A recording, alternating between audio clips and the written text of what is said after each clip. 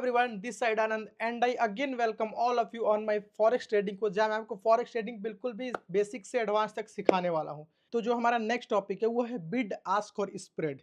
आइए इसको सिंपल भाषा में समझते हैं कि बिड आस्क और स्प्रेड होता क्या है। सबसे पहले हम जानते हैं कि bid price, the bid is the price at which the market or broker will buy a currency from you. Bid होता क्या है, इसको हम एक बेसिक एग्जांपल के साथ समझते हैं। जैसे मान लीजिए कि आपके पास आलू है और वो आलू आप 50 रुपए किलो बाजार में बेच रहे हो, पर मेरे को वो आलू 40 रुपए किलो चाहिए।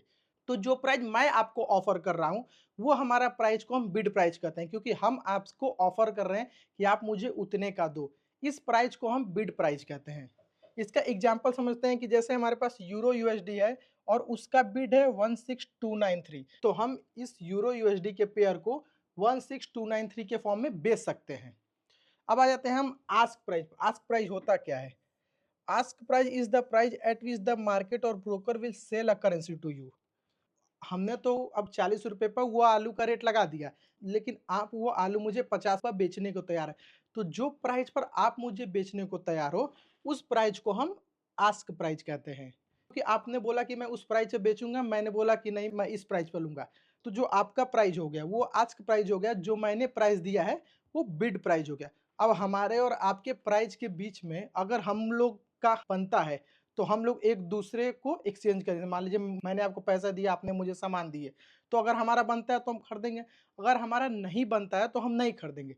और इसी बीच के डिफरेंस को हम स्प्रेड कहते हैं। आस्क प्राइस और बिड प्राइस के बीच के डिफरेंस होता है उसको हम स्प्रेड कहते हैं। आप 50 रुपए पर बेच रहे हो, मैं 40 रुपए पर मांग रहा हूँ, तो हमारा और आपके बीच का जो स्प्रेड हो गया, स्प्रेड यानी कि डिफरेंस, वो हमारा 10 रुपए का हो गया।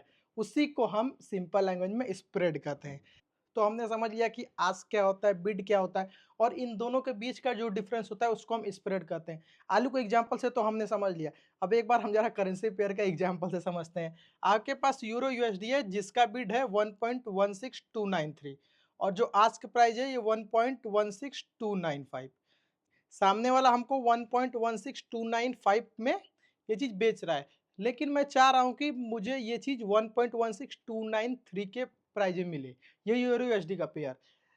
तो हम इसके बीच का डिफरेंस निकालेंगे। स्प्रेड का फॉर्मूला होता है वो हमेशा ask price minus bid price होता है।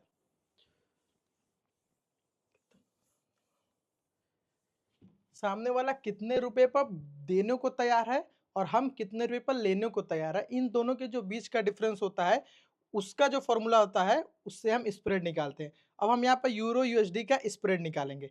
अब यहाँ पर 1.16295 माइनस 1.16293, तो जो हमारा स्प्रेड हो गया 0.00002 हो गया, यानी कि 0.2 पिप्स। यूरो यूएसडी का जब भी हम स्प्रेड निकालते हैं जो पिप्स हम कैलकुलेट करते हैं वो 3 डिजिट के बाद कैलकुलेट करते हैं।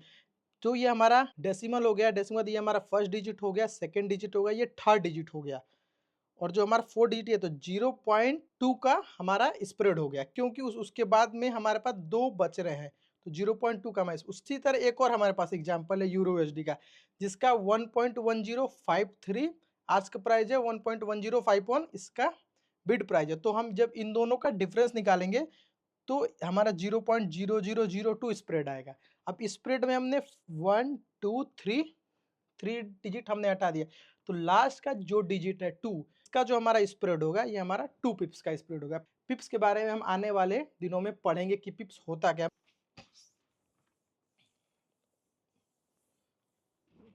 तो आपको आस्क, बिड और स्प्रेड के बारे में तो पता चल गया होगा कि आस्क प्राइस किसको कहते हैं, बिड प्राइस किसको कहते हैं, और दोनों के बीच का स्प्रेड कैसे निकालते हैं। देखो ये सारी चीज़ें बेसिक है, ये आपको बोरिंग लग सकती हैं, लेकिन यही सारी चीज़ें एट द एंड में बहुत इंपॉर्टेंट रोल प्ले करेंगी, क्योंकि आपको अपना रिस्क मेजर करना पड़ेगा।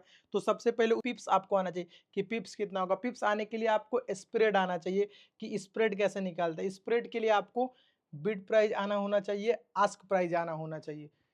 तो ये सारी चीज़ें एक दूसरे से कोरिलेट करती हैं। तो ये सारी चीज़ें छोटे-छोटे टॉपिक है, लेकिन आप एकदम क्लियर और दिमाग खोल के ये चीज़ पढ़ो और अपने साथ एक कॉपी पेन ज़रूर रखो, ताकि जो भी डाउट्स हो वो आप मुझसे पूछ सको बाद में।